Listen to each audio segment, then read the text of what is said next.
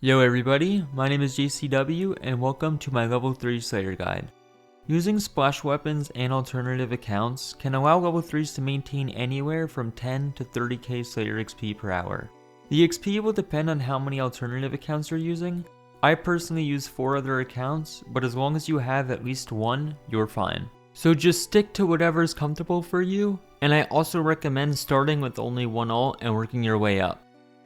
For the requirements on the level 3, I strongly recommend getting 100 quest points for 2 Slayer blocks. Here is a list of the quests I have completed on my level 3.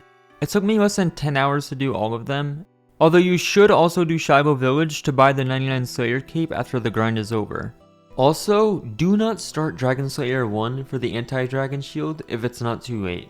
This will unlock dragon tasks, and this method is better if you don't get assigned dragons. If it is too late, it's okay, this method still works, it'll just be roughly 5 to 10% slower. You need a splash weapon, and one that everybody has access to is a cursed goblin hammer, which can be bought in Draenor from Diango.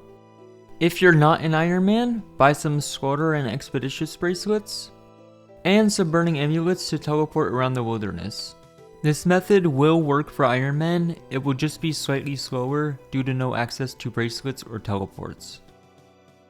For the alternative accounts that you'll actively be using, you'll want 75 plus range for a blowpipe for starting out, and after about 10 hours of Slayer, you'll be maging every task. Having 99 magic before starting a 500 hour grind is of course ideal, but you can always start earlier if you want to. Prayer isn't as important as magic, but being too low will get you easily smited, so I'd personally recommend 80 plus. Most of our Slayer tasks are going to be around the level 18 to 30 wilderness.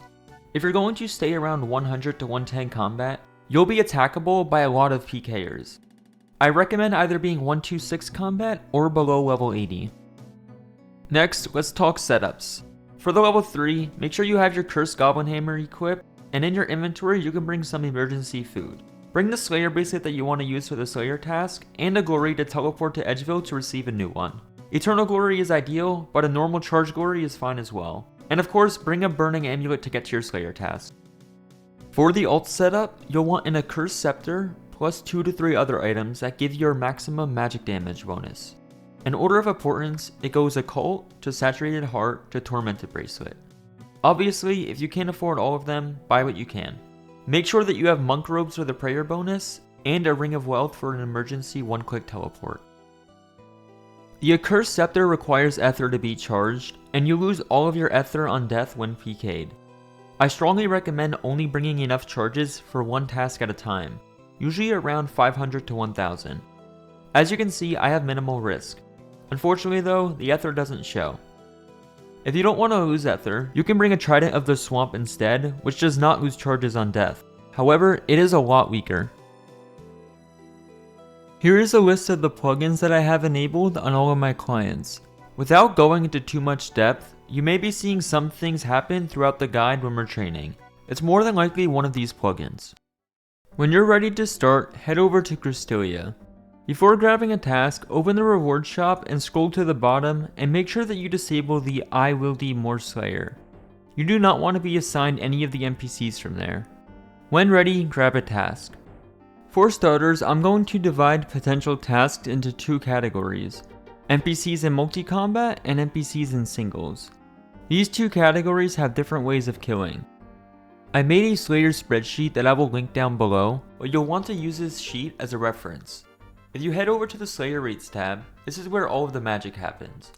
All of the tasks listed at 2.5k per hour are singles tasks. Ents are impossible to do, so unfortunately if you get assigned them and have no points to skip, you have to tutorial skip and reset your streak.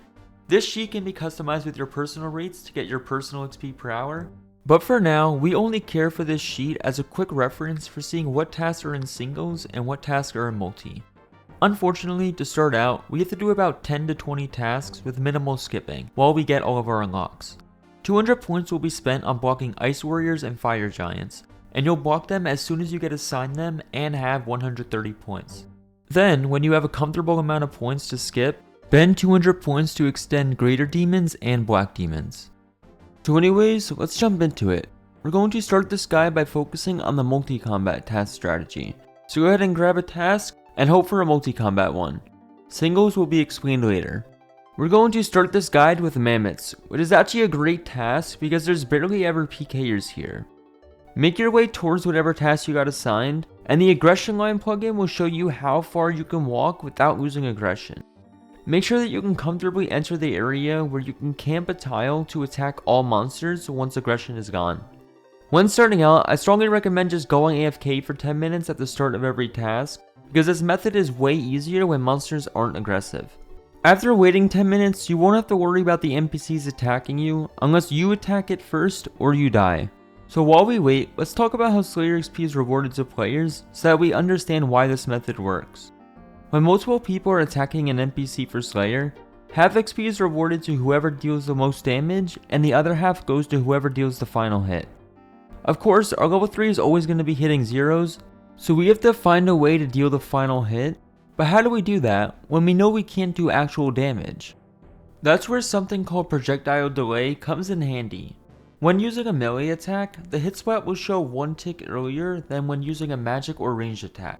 Because the magic attack takes so long to show on the NPC, you can attack with melee on your level 3 one tick after you mage it on the other account.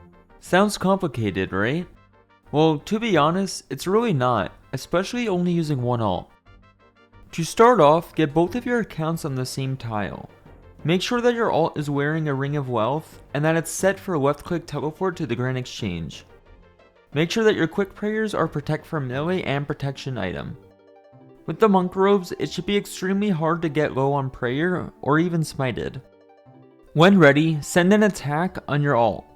The level 3 must attack exactly one tick after the alt. I usually look at my XP drop on the alt, and once you see it, you can click on the level 3.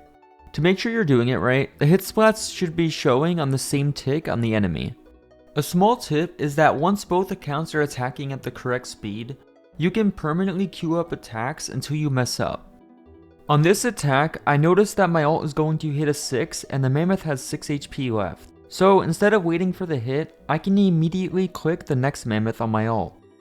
As soon as JCW swings his melee weapon as well, I can jump onto that same mammoth.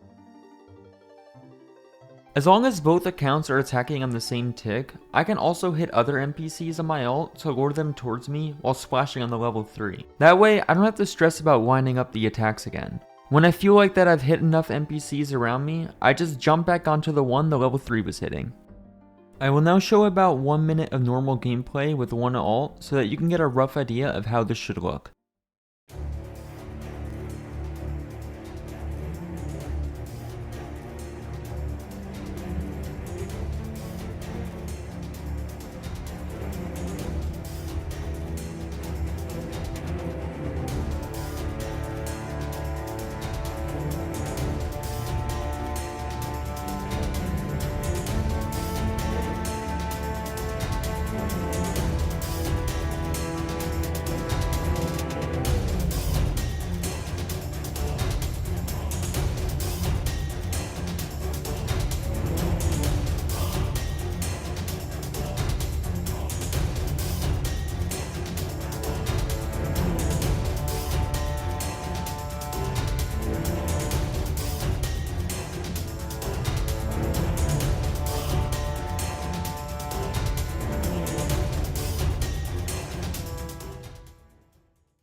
When your NPC aggression timer is low on the alt, it's important to run over the lines and back to reset the timer.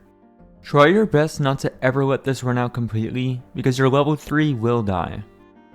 Next, we're going to talk about adding accounts into the mix. I labeled all of the accounts accordingly, and I strongly recommend anybody to add the bottom right account. This has no requirements besides a bond for membership. The point of this account is to stand a few tiles away from the Slayer area, and if you see anybody or your screen flashes, you can instant teleport on your account's risking stuff. This account will save you tons of money and frustration. Be sure to zoom out on the minimap as far as you can so that you see names easier. When using two alts, queuing attacks becomes much more important. Since you'll be killing so fast as well, it's realistic to tag every single NPC as soon as possible. When using two alts, queuing attacks becomes much more important. Since you'll be killing them so fast, it's realistic to tag every single NPC as soon as possible. Remember the strategy for attacking on the level 3 once you see the XP drop? Well, 2 DPS accounts is a little harder. When you see one account attack, you simply wait 3 ticks and then time it right and attack on the second. I know this sounds complicated, but with enough practice, it's not that bad. My biggest advice for this is try to always be attacking some NPC on both DPS accounts, that way you don't need to get back into cycle. Even if you're attacking an NPC that's still 10 tiles away from you. Over time, you'll get used to clicking on your level 3 as soon as you see an XP drop, and you should be able to get 99% of the kills. Here's a 1-minute example of this method.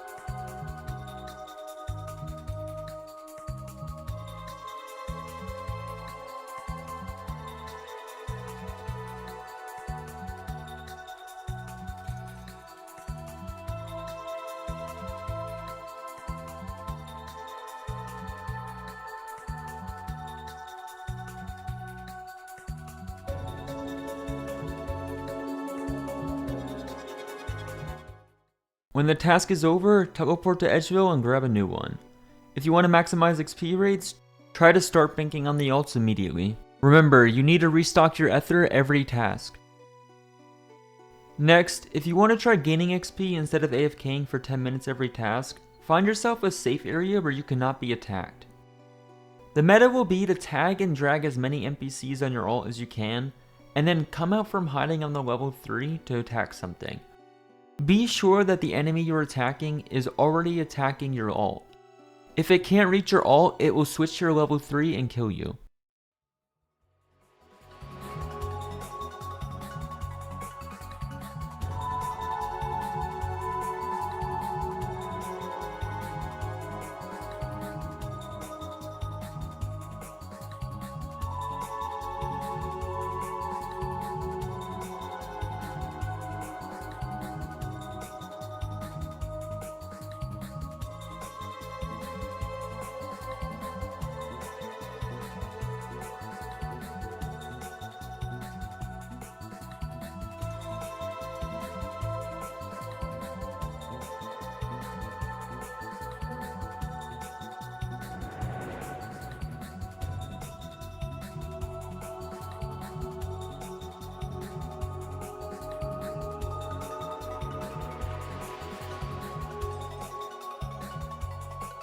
Finally, let's talk about the less fortunate.